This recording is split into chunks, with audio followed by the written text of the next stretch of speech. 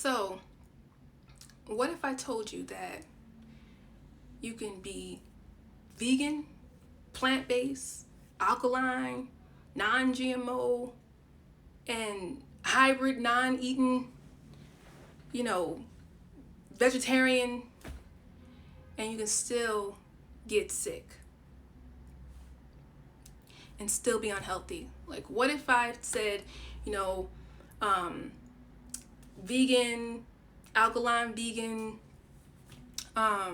won't prevent you from being sick? What if I said that? What if that's the truth? Being vegan, plant-based, alkaline, non-GMO won't prevent you from getting sick. Welcome, guys. Thanks for the hearts. Thanks for the hearts, guys. Thanks. So what if I told y'all that? What if I, just say, you could eat the healthiest way you want to eat and you can still get sick? I get a lot of comments in my reels and they say all kinds of things, but they're like, so does vegan mean that you won't get sick? You guys know I'm all about food and fitness and food and vegan food and vegetables and fruits. I'm all for it. I'm all for it. But what if I told you that that's not the only thing that's going to prevent you from getting sick? So I got a story for you guys. All right. So a lot of you guys know about my mother, and she had colon cancer and she passed away. This is back in 2012, she passed away. But I wanted you guys to just learn a little bit more about me and learn, listen to what I got to say. So around when I was 7 years old, me and my family, my mom, my sister, and my dad, we all moved to Philadelphia. So a lot of you guys don't even know this story. I don't think I've really even mentioned this story to anybody. So we all moved back to Philadelphia after living in Atlanta, living in Florida, and living in California. By the time I was in the 3rd grade, we moved to Philadelphia. So my mother had a plan. Her plan was, I'm going to leave my husband and we're going to create a life of our own. So at the age of 7, we were homeless. My mother decided we're going to find a way to get on some kind of government assistance so that we can find a home. So I'm about seven years old, just making it to a new city. Philadelphia was cold, dirty. There was a lot of graffiti, which I wasn't used to seeing. Trains and subways and homeless people on the street, and just a different environment than I was used to. So us not having a place to stay, my mother said, all right, we're going to get on some kind of government assistance so we can find a place to stay. So I remember staying at a pizza shop until they closed, just so we can be inside. And then eventually we got into this long line, which was downtown, with all these people just waiting to get inside of this building. So, me not knowing what to do, we just sat in the line in the cold, waiting to get inside. A few hours went by. We eventually got in to see a social worker.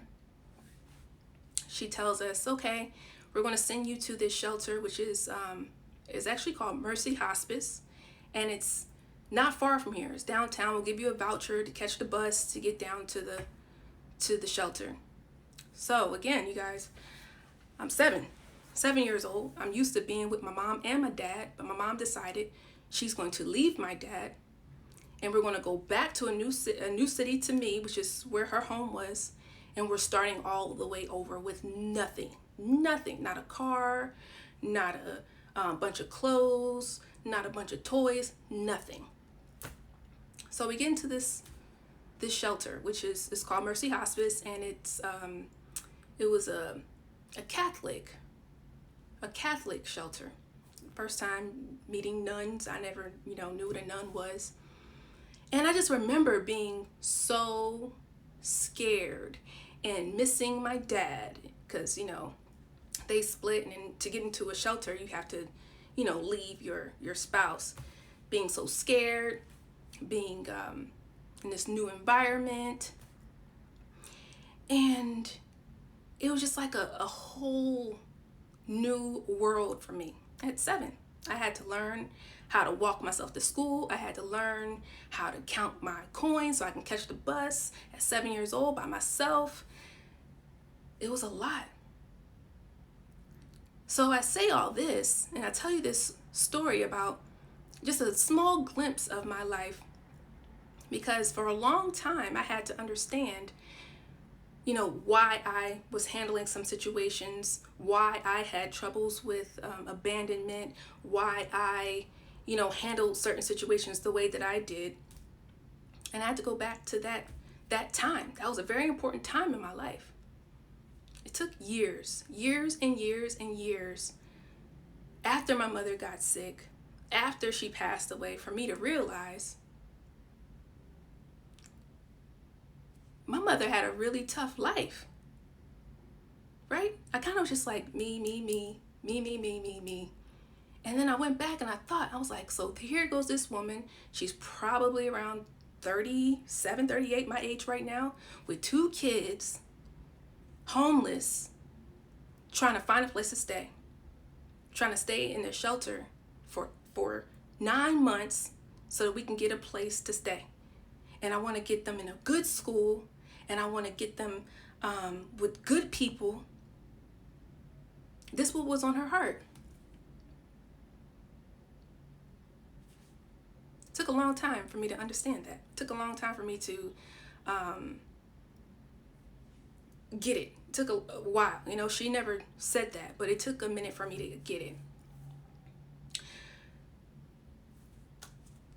So my mother had a really stressful life. So, the colon cancer and things like that came along. And yeah, we didn't eat the best, because we know that food is directly related to things like colon cancer for sure. But stress, right? The stress and how the card she was dealt for her life, all manifested in disease. So when I say something like, you could be vegan and you can be plant-based and you could be, grass-fed beef only or whatever you believe, if you don't know how to handle stress, you can still get sick. If you don't know how to handle stress, you can get sick, because stress manifests into disease. All right?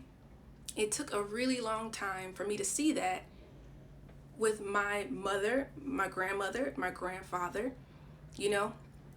Yes, of course, eating and not smoking and keeping your weight in check, keeping your blood pressure down and your cholesterol levels, all play a major role. Don't get it twisted. But if you don't know how to decompress, how to relax, you're going to be in for all kinds of surprises with your health, So I wanted to mention that today. So, a lot of times I talk to my clients and I say, how do you relieve stress? What do you do to relieve stress? Y'all tell me. Give me some suggestions to help other people out, to tell them how you relieve stress. But most of the time, when I ask my clients, they have no idea. They're just like, I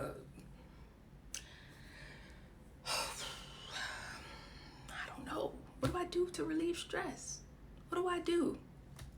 Some won't say nothing, because I know that they will, I have a glass of wine or something, And I'm like, so if you are having a glass of wine, I'm not saying nothing's wrong with a glass of wine, but if that is your way of relieving stress, then you have a problem. Because what? Stress is everywhere. Oops, stress. Oops, stress. Damn, that's stress. So if every time you run into a stressful situation or stress happens up in life, you go drink a glass of wine, you're in trouble. If every time stress comes around, you eating some chicken, you eating some cake and cookies, you're in trouble. All right? So we got to find healthy ways of relieving stress. I see some really good suggestions coming through. Luscious Red, journaling and reading. Right on. Like, that's one of the big first suggestions I give to my clients. Journaling, meditation, mindful conversations, yoga, writing, taking spiritual baths. Yes. Thank you guys for the suggestions. Breathing, yoga, stretching, therapy, Yoni, Sana. Thank you. That's an awesome one. Therapy. And I'm only here to kind of tell you these things because I went through some therapy to be able to express these things that I've been through, these traumas that I've been through. Thank you guys for the suggestions. Uplifting music. Yeah, so, different ways, lots of ways, drawing, coloring, find a hobby. So when I first started, I'm a stressor. I stress, I worry, right? But it makes sense because at the age of 7, I was homeless. So hence why I may be a little anxious. I may worry about things, that's just a part of who I am. But I had to learn how to combat it, how to deal with it, how to not let it control me. So fitness turned into that outlet for me. I'm telling you guys, still to this day, when I get into the gym, I don't think about nothing. I don't think about anything but what I'm focused on for that workout. I don't think about nothing. Nothing. Only thing I may think about is make sure I get a good shot for, my stories, or make sure that, I'm recording something. But I don't think about my bills. I don't think about rent. I don't think about, I don't even think about COVID. That was my way of relieving my stress. Then when COVID hit, right, I had to find a different way because the gyms weren't open. Cooking, right? And I was like, I'm going to cook. And I'm going to oh man, I make all these raw dishes. I'm going to buy a dehydrator. And I was cooking up a storm and it worked. Then I found TikTok. And then TikTok was like, I could dance my way out of stress. I could do all these dance moves and not be stressed. Loved it. Now, it's kind of like my little garden, right? Because, fitness and cooking, that's my job, my passion. I love to do it. It's been something that people pay me to do. So sometimes, it gets a little tricky on being a stress reliever and being something I gotta do.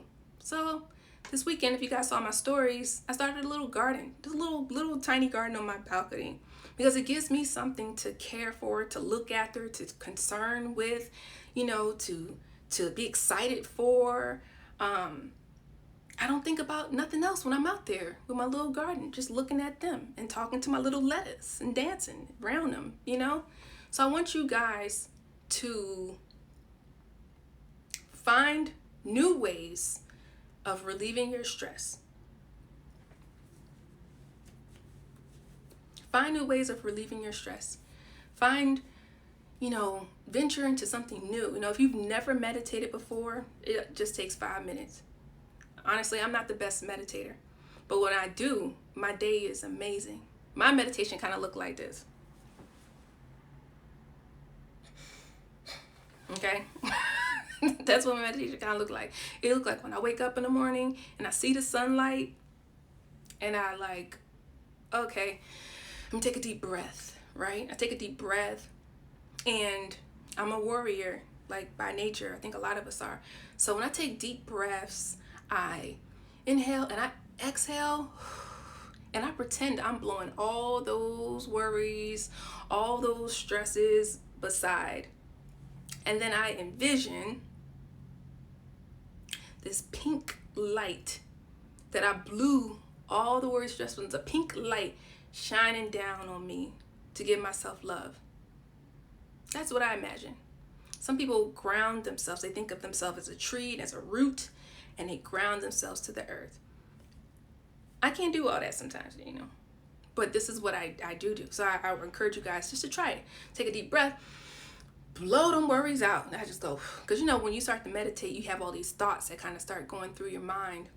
Oh, I got to do this. Oh, Amazon, I got to check that. Oh man, I got so much work to do. Oh, that client, that bill. Blow it away and just think of all this love coming to me. All right, guys. Any questions? I just want to share that with you guys today.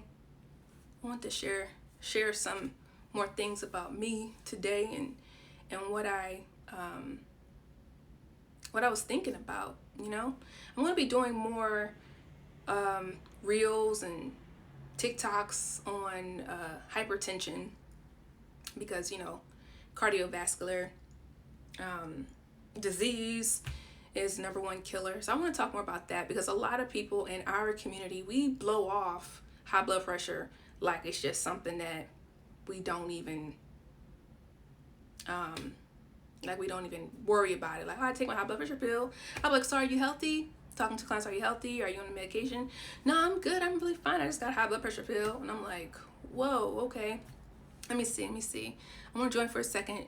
Share, please. Thank you for sharing. Yeah, hop on. You guys are welcome to hop on with me. Let me see what you guys are saying. You're trained in guided meditation. Yes. Yes, go to the park and walk. I love that. Say less, Jesse. Yeah, I plan to get a pole. I'm actually going to take a pole dancing class soon. There's like a black-owned pole studio here in LA. And I've been there maybe like 10 years ago. I was like, I'm going to go. Did you request to go live with me? Yeah, pole. And you know the reason why I thought of a pole dancing class? Because some of you guys saw maybe, let me see. Hold on, let me request you. How do I do that? Let me see. Ooh, I'm going to put my thumb all in the thing.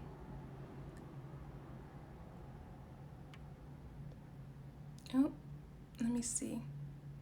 I don't know how. But I took I did Reiki, and really great in Long Beach. Shout out to Salt Lounge. I had a Reiki session, first one ever, and he told me that my masculine feminine energy was a little off, a little bit off, and he suggested I do things like dance, right? Dancing and, things like that to kind of get me back to my feminine energy. And he kind of even said, I could see why your masculine energy kind of over what am I looking for? Kind of like too much. Like overpowers. There we go. Overpowers my feminine energy. Yes, I'm prior military. Big reason probably why too, And then a lot of things from my childhood experience made me very like, I gotta have a plan. I'm not trying to end up like my mom. I'm not trying to end up like, my none of them, because I gotta get a plan. It made me very not really go with the flow, not really in the divine feminine energy.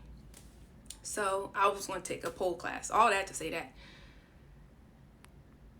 Yeah, guys, help her.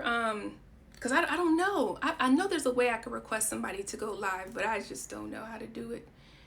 Usually it comes up some kind of where. Hit the record with the plus sign. Oh, me. Okay. Invite. Okay. There we go. Thank you. There we go. We'll need the latest version. Oh, you don't have the latest version of Instagram. Will be another time. But yes, Ralph the Real, I am former military. I was in the Navy. And it's really funny. I've been through some transformational courses and things like that, and therapy. And when you see how everything kind of comes together, because that 7-year-old child made a decision. Like, she made a decision that I'm never going to be homeless. I'm never going to be broke. I'm never going to, and that 7-year-old child basically scoped the rest of my life. After high school, I was like bound to go to college, but I was like, I don't want to be broke in college. Like a lot of the stories I hear, it was fear. I didn't want to be broke. I didn't want to be owing nobody no money. So I was like, I'm going to go into the military to prevent being broke, and I'm going to get somebody else to pay for my school. And then when I got out the military, I was like, okay, I'm gonna go work. And I'm not gonna get into any old relationship, like people getting divorced. So I did something else there, and then, just seeing how people get tired and sick. I make sure I work out, make sure I eat right, because I don't want to be, And it's funny how fear a lot of times can drive you to some good, but a lot of fear has got me to the place that I am now, which I'm grateful for. Like, I'm grateful for those experiences because they really made me into the woman I am today to be able to help a lot of other women, So I want to get more comfortable sharing these stories with you guys because there's, like, everybody has a lot of layers to themselves, everybody has a lot of layers and the things that make them who they are. But, like I was saying, you can eat all the alkaline fruits, all the vegetables, all the non-GMO, non-hybrid, gluten-free, sugar-free, and you can still manifest sickness, all right? Jealousy, envy, hate, they all manifest, Loneliness manifest into disease in your body. You guys know that if you don't have enough love in your life, as women, you can manifest fibroids from not having enough love, from sexual trauma. A lot of women want to be loved and they look in the wrong places, and that starts young. Queen of Fu taught me that. Fibroids start young. Not getting enough love, not getting enough hugs from your parents. That's one way you can develop fibroids. So, taking care of ourselves, finding ways to relieve stress that doesn't involve drinking, smoking, eating, finding different ways to relieve stress. Stacy Jenkins says, does stress impact fibroids or would it be animal fat? Both. Thank you, Miss Stacy, for that question, because that's what I'm here to talk about. I'm talking about both. Both play an important role. Stress and loneliness and lack of love and not knowing how to deal with your emotions, and eating animal fat and eating trans fat and eating cow's milk and cheese all manifest into disease, So, I'm saying, not to overwhelm anybody. I hope nobody's feeling overwhelmed. But you do have to heal your heart and you do have to eat correctly, okay? Because a lot of times, once you start to do some internal healing, you'll start to eat better. Like, once you start to realize how much you love yourself, how much you adore yourself, how valuable you are, you'll be like, you know what, maybe I don't need to eat these French fries right now because I know they're not doing my thighs really good, and maybe it's not really good for my heart, right? Or all kinds of things will start to come up into your mind about how to treat yourself better, basically. Oh, that's so good, Yoni. I gotta get your real name, Yoni Sana. You attended Queen of Fua's healing. Oh, so all of this plays a role in our wellness, right? In our wellness. Now, I am I'm a coach of weight loss. I'm a coach of transformation. I'm a coach of exercise. And I'm also a coach of wellness. Wellness, all right? Because it doesn't fit into just one. I've kind of been studying over years, you guys. I'll be 37 in a few more weeks. So I've been studying all this. And, food. We'll start it off with exercise, like Pretty Pump Fitness. It's all about being fit, right? And then it kind of was like, oh, you know what? You could be real fit and exercising and lifting all these weights and running miles, and you could be overweight. You could still have a high body fat.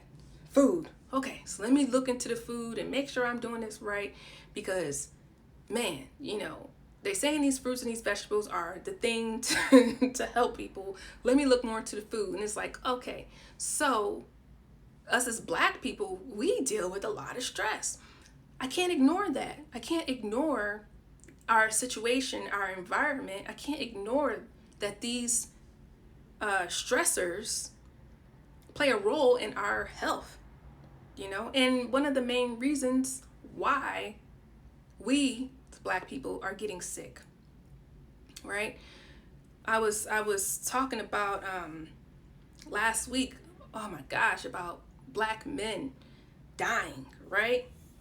It started with DMX, and then it went to Black Rob, and then last week it was Digital Underground. What's his name? And I was like, yo, Black men are dying because so many things, but we don't know how to deal with stress. We don't know how to eat right. We're not getting married. We don't have help, support. That's what marriage is about. Help, support, love, communication, to express yourself, not to go and, drugs or drinking or any other outlet to be able to confide in someone, or just even getting therapy, right? But family is important, Family is important. I'm not gonna say such a broad statement, but a lot of people don't understand the importance of family and marriage, Yes, it is. I was listening to Dr. Umar, today, talking about marriage being an economic bond, and that is very true, which also helps with less stress, right? But the love, and to be able to lean over to somebody and tell them about your day, and to have two minds better than one, like those things are important. Those things add years to our life. Now I know I probably got all off the subject because I just kind of just keep going. But, there are a lot of factors to why Black men and Black women are losing their lives early. A lot of reasons when I dug deeper into my mother's story, why she passed away at the age of 54. It's very young, 2 kids, got divorced, went through a stint of homelessness, trying to find job, trying to find work, trying to find love, trying to deal with, parents that died. Her parents died when she was in her 30s and 40s. My grandfather passed at 62. My grandmother passed at 53. Like, these are all stresses. So, I don't want to ever appear to be ignorant to the struggles that Black men and women have, other than food and fitness, because a lot of those things make us not be able to be fit and to eat well. All right. So I'm going to answer a few questions if you guys have any questions. And then I'm going to go because I've said a lot. Can you talk about your fibroid program? I'm joining. Yay. Okay. Mila. I hope I said that right. So my fibroid program. All right. So that is going to be really based around changing your diet into a plant-based diet, releasing all of the hormones out of your diet. If you're on birth control pills, we're going to talk about those. We're going to talk about certain containers that you may store your food in, the BPA. That also plays an effect on your hormones. The milk, the dairy, the cheese, the eggs, those things. So the program is only 30 days. So we're going to start with transitioning you to a plant-based diet. All right. So if you're plant-based already, great. And then we're also going to focus on the exercise, right? Because a lot of times, if you have fibroids, your body fat could be high. So we're going to work on getting your body fat down. All right. And then when you're transitioning to eating plant-based and you're working out, you have a really higher chance of shrinking your fibroids. Now, I tell everybody in 30 days, we're probably not going to shrink none of your fibroids. But if you keep up this plan that I give you and you decide to stick with the course, because my plans are, 3 months, 6 months, 9 months. If you decide to stick with it, then we're on a real serious mission of shrinking your fibroids. So I'm not going to give you no magic herbs to say these are going to shrink your fibroids. It doesn't work like that. But I will give you some herbs and tell you some herbs that you can buy to help ease the symptoms of your fibroids, ease the symptoms of your PMS cycle, control your hormones, things like that. So you're going to get a lot of information. So we focus on diet, exercise, and every week we'll have a topic that we'll talk about to help you learn more about your condition or to prevent it, right? Because I prefer you don't have any fibroids. I prefer that you just want to be knowledgeable and start eating cleaner. I have people in the program that are trying to conceive, no fibroids. They just want to be in the best health of their life because they're like, I want to conceive and I want to be able to be healthy. I'm like, right on, because being proactive is better than being reactive, right? So diet, fitness, we're going to have a lot of talks, a lot of motivation. We're going to have group meetings every Wednesday. So it's a lot of that. And all this is inside of my app. So there's no like PDF files that you're going to be reading and then tossing away, or you can get lost in the group. I'm your coach the whole entire time. So, yes. And yes, stress loves fibroids, of course. Let me see, any other questions? Thank you, Miss Stacy Jenkins. So, thank you guys for listening and chatting with me. If you guys do want to join the program, you're more than welcome to join. The link is in my bio.